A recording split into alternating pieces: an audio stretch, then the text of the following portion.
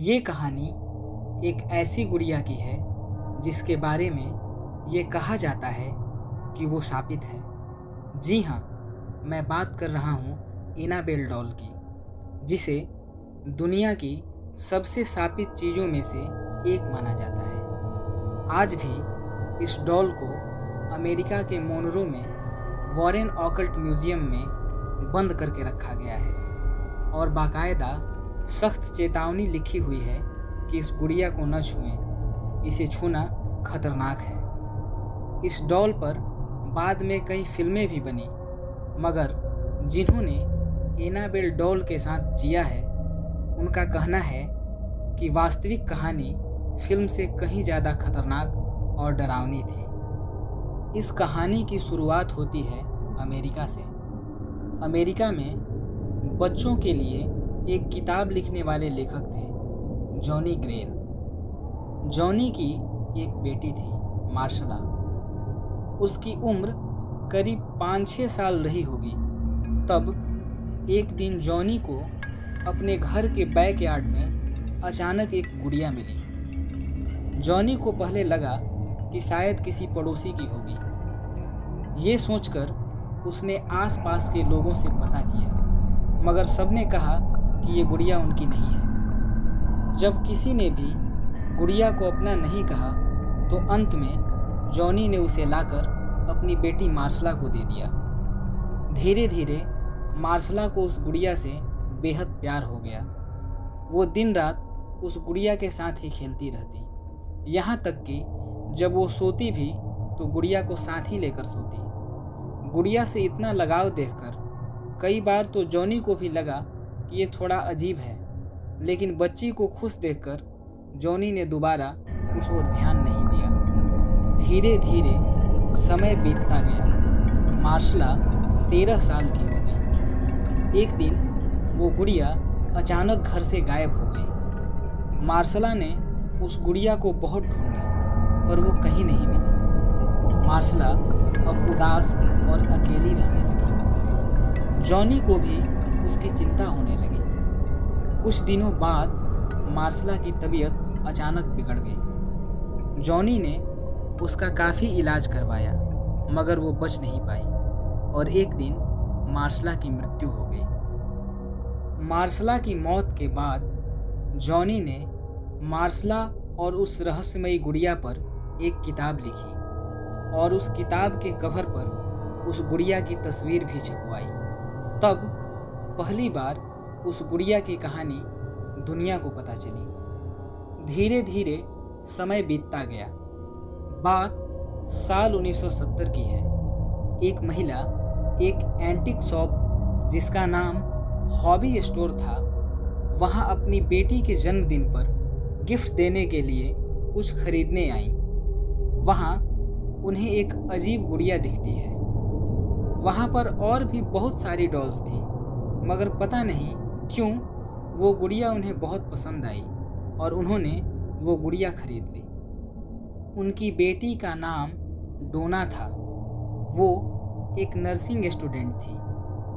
जन्मदिन पर अपनी माँ की तरफ से वो गुड़िया पाकर डोना बहुत खुश हुई और उस गुड़िया को अपने साथ रखने के लिए हॉस्टल लेकर आई, जहाँ वो रहकर पढ़ाई करती थी। हॉस्टल में डोना की 2 और दोस्त थी जो साथ ही रहती थी। शुरुआत में तो कुछ दिनों तक सब कुछ ठीक चलता रहा, लेकिन धीरे धीरे डोना को लगने लगा कि इस गुड़िया में कुछ तो अजीब है। उसे लगता कि ये गुड़िया चल रही है, बोल रही है, देख रही है, लेकिन हर बार डोना इसे अपने मन का वहम समझकर ध्यान नहीं देती।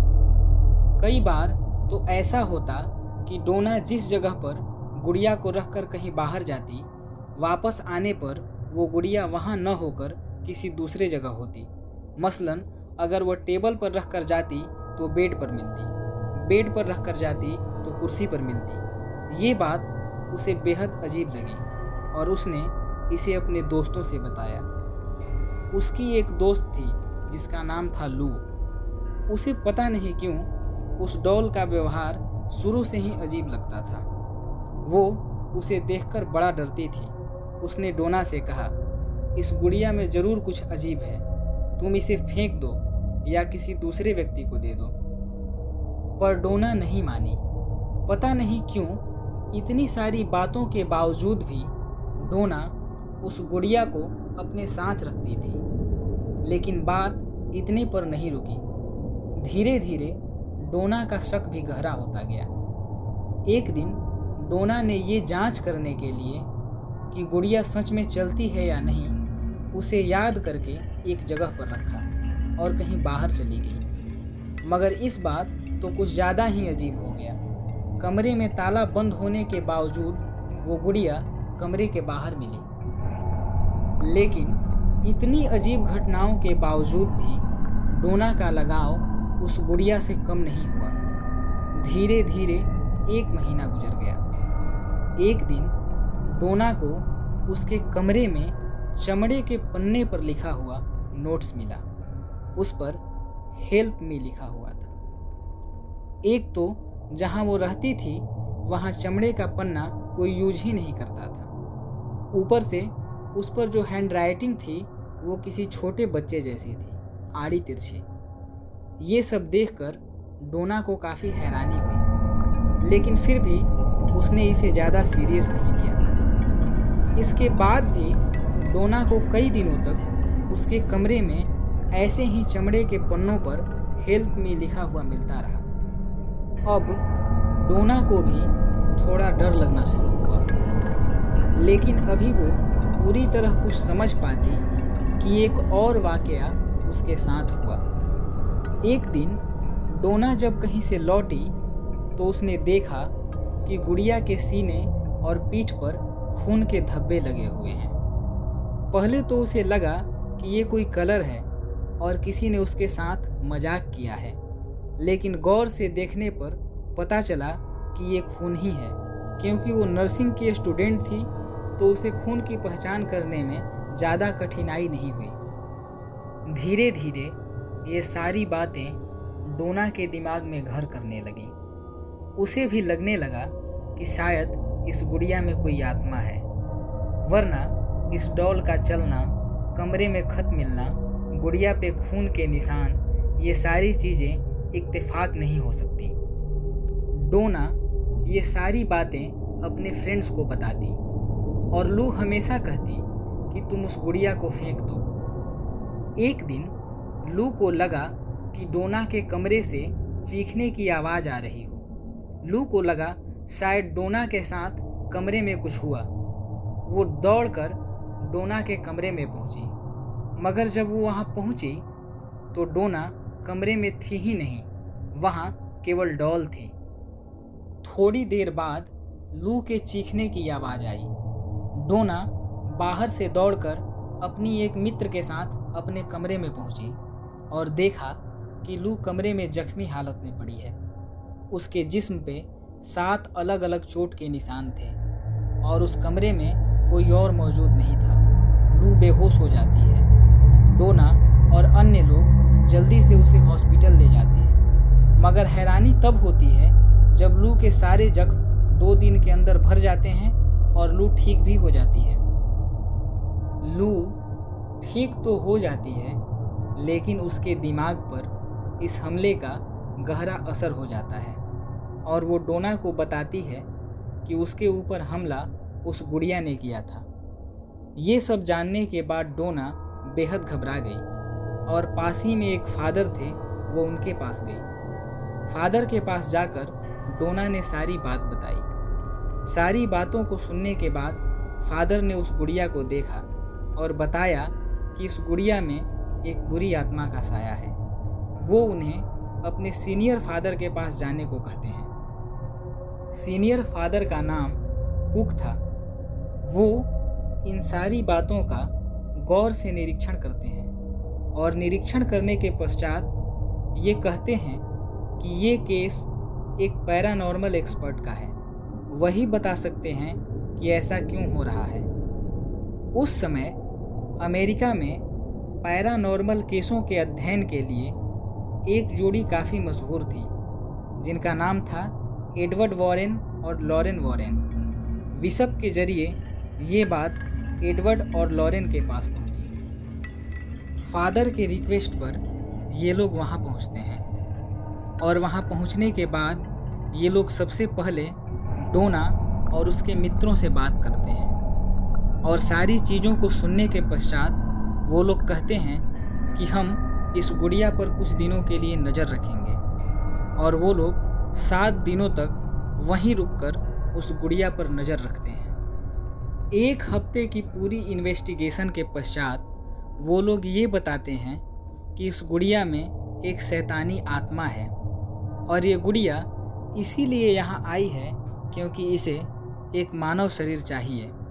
ये गुड़िया डोना को बेहद पसंद करती है, इसलिए ये कभी भी डोना के शरीर में दाखिल हो सकती है। अतः हम लोग इस डॉल को अपने साथ ले जाएंगे और इस पर आगे की रिसर्च करेंगे। डोना और उसके मित्र पहले से ही डरे हुए थे, इसलिए वो लोग उन्हें डॉल ले जाने की इजाज़त दे देते हैं। एडवर्ड और लॉरेन वहाँ से डॉल लेकर अपनी कार से घर के लिए रवाना हो जाते हैं, लेकिन थोड़ी ही देर बाद उन्हें पता चलता है कि उनके गाड़ी का स्टीयरिंग, ब्रेक कुछ भी काम नहीं कर रहा। जब तक वो गाड़ी को संभालते हैं तब तक एक्सीडेंट हो जाता है, लेकिन दोनों बाल बाल बच जाते हैं। वॉरेन दंपति तुरंत समझ जाते हैं कि ये सब इस डॉल ने किया है। वो लोग कैसे भी करके इस डॉल को काबू में करते हैं और वहाँ से घर की ओर तेज़ी से चल देते हैं। घर पहुँचने के बाद वो लोग उसे अपने ऑफिस में रख देते हैं। उस दिन तो वो डॉल शांत रहती है, लेकिन अगले दिन से वो फिर अपनी हरकतें शुरू कर देती है। वो कभी सीढ़ियों पर मिलती तो कभी बरामदे में। अपने काफ़ी दिनों के अध्ययन के पश्चात एडवर्ड और लॉरेन समझ जाते हैं कि इस गुड़िया को यूं खुला रखना खतरे से खाली नहीं है और वो लोग फादर और अन्य लोगों के साथ मिलकर इस डॉल को काबू करते हैं और इसे एक शीशे के बक्से में बंद करके अपने ऑकल्ट म्यूजियम में रख देते हैं। आज भी ये डॉल उसी म्यूजियम में रखी है और इस बक्से के आगे डोंट टच दिस बॉक्स का चेतावनी बोर्ड लगा हुआ है। कहते हैं इतनी सारी कोशिशों के बावजूद भी इस डॉल ने एक शख्स की जान ले ली।